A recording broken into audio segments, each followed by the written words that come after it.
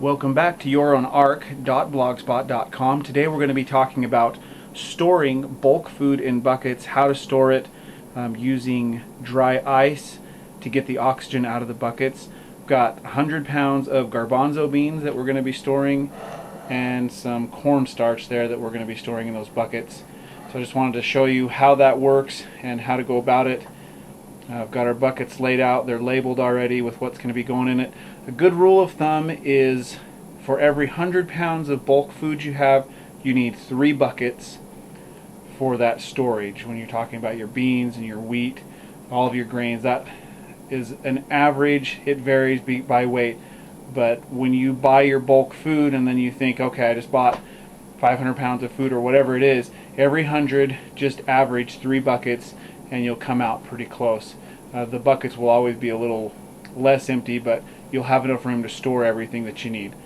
So I'm going to take those garbanzo beans there and fill them into the buckets and be right back. So what I've done is I've opened one bag and just spread 25 pounds between those 3 buckets. And that gives me 3 or 4 inches of beans in the bottom of the bucket. Here's my dry ice, and what I'm going to do is just take my trusty rubber mallet and break that dry ice up into smaller chunks so I can put that in to the buckets. So I've broke up the dry ice now. Of course, you want to be careful when you're dealing with dry ice. It can burn your hands. So wear some clean gloves. These gloves may not look clean, but they are clean. That's about the size of a chunk that you need for a 5-gallon bucket. And the reason why you put the beans in first is when I put that in the bucket, I don't want the dry ice to be touching the bucket. If the dry ice touches the bucket, then the bucket will cool too quickly in that area and it will crack. And of course that's not going to keep my beans safe. So I'll go ahead and put the dry ice in each of the buckets. So my dry ice is in the buckets, and now I've gone ahead and filled up the buckets the rest of the way. That's 100 pounds of garbanzo beans in 3 5-gallon buckets. Now you see the bucket there with the yellow lid beside them. That's one of the screw top gamma lids, and those are really handy. What I'll do is I'm going to seal these up, and then they're going to be the storage, and the gamma lid with the screw top is what I work out of. And then when that one gets empty, I'll just open up another one of my storage buckets, fill the gamma lid, screw the lid on tight, so that way the working bucket that I have going isn't getting contaminated or bugs aren't getting in and out of it. So I have a gamma lid for each of the commodities that I use on a regular basis, the beans, the wheat, and so forth. Anything that you're going to use on a regular basis, you don't want to be trying to pry into a lid to get a little bit and then go and cook with. You get what you want for cooking out of your gamma lid, screw it back down tight. When that's empty, you dump your new bucket in. So let's talk about lids for a minute. There are several different lids that we're going to be using, and I'm not going to hammer these lids on right now, but what I'm going to do is just set them on there, and that dry ice is going to go ahead and dissipate, push the oxygen out of the bucket. Tomorrow morning I'll come back and I'll just hammer the lids down tight. We've seen the science experiment when you put the lid on and it explodes, and we don't want to do that with our food storage. So we've got a couple different kinds of buckets here. This lid has a rubber ring in it and has not been used. If you peel that, once you put it on, then to peel it off, you'll pull that off, and then you end up with what this bucket is here. This one has been used, and that sealer tab has been pulled off, so it's easier to open, because then you only have 4 tabs to peel off instead of having to peel the whole thing around. These lids are really good. You want to get the lids with that rubber seal in it.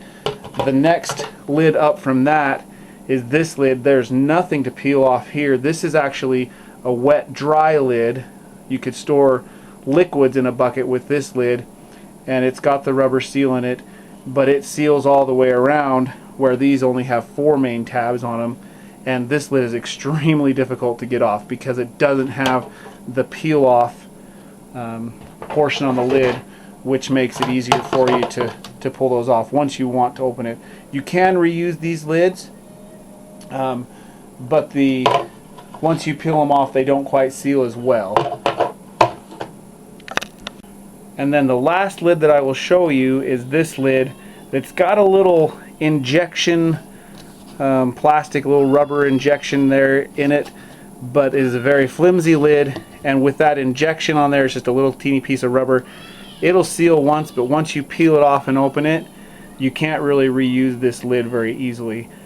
Since I like to reuse my lids, I'll go with the more heavy-duty lid.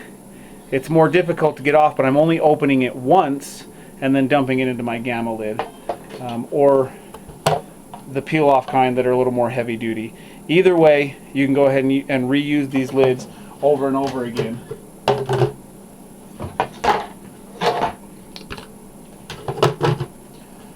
So I set those lids on there. They're going to rest on that all night long.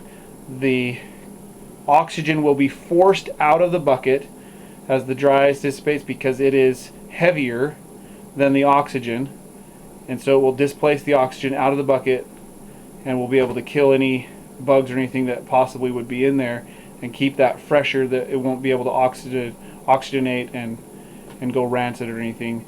The only thing that I don't put in 5-gallon buckets is the brown rice, and I'll put that in number 10 cans, because once you open those and the oxygen gets back to them, then they can go rancid much more quickly.